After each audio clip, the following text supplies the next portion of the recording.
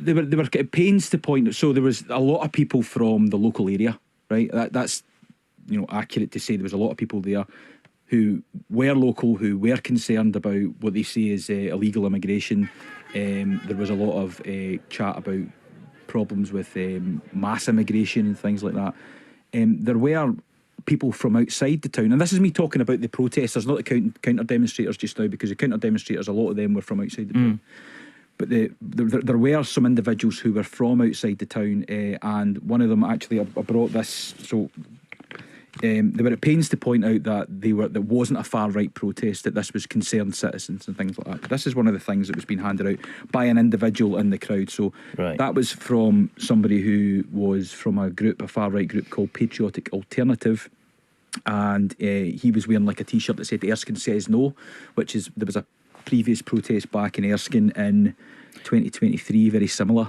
Right. Let me just describe this to people who are only listening to the audio version of this podcast. It's a leaflet that's about an A5 leaflet. White Britons to be a minority by the 2060s or sooner, it says, with a big queue of people. I think it might even be the same picture that was in that kind of now notorious Nigel Farage poster. I'm going to have a read through this. We've been talking a lot about this, haven't we? Yeah, and I mean, some of the things that were being said at this protest, to be clear, were, I mean, racist, weren't they? What this person was saying. Well, yeah. So that he took the megaphone at one point and ended his address with "Keep Britain white, keep Scotland white." Keep Britain white, keep Scotland white. And what sort of response did that get from the rest of the crowd? I can't remember what the response was. I mean, there was a lot of things being said at the time. There seemed to be, there wasn't like cheers or anything like that. I wouldn't say it was like that. When you spoke to people on the ground, as I said, some of them were at pains to say, look, I'm not far right, but I am concerned. But obviously there were elements who are far right who were attracted to the protest because of the subject. Yeah, I mean, look, this is from a group, as you say, called Patriotic Alternative. I'll just read out the last paragraph.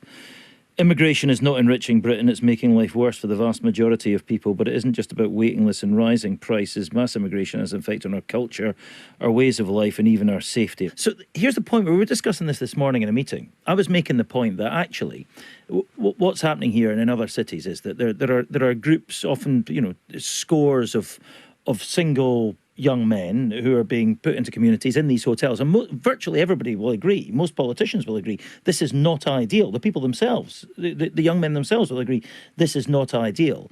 And they're being put into communities and being seen as kind of single, sometimes angry, sometimes hopeless because they are also jobless, and a lot of people feel that is slightly intimidating. I don't know if it's racist to say that to feel intimidated by that, but it's a long way from thinking I'm not sure about this, I'm not sure this is the best solution and I want this here, to that kind of language, right? I suppose it's not really a surprise that a protest that is opposing immigration in at least some of its forms would be a magnet for people who have racist beliefs, who would want to see everybody deported and no immigration whatsoever. So I suppose that's not a surprise.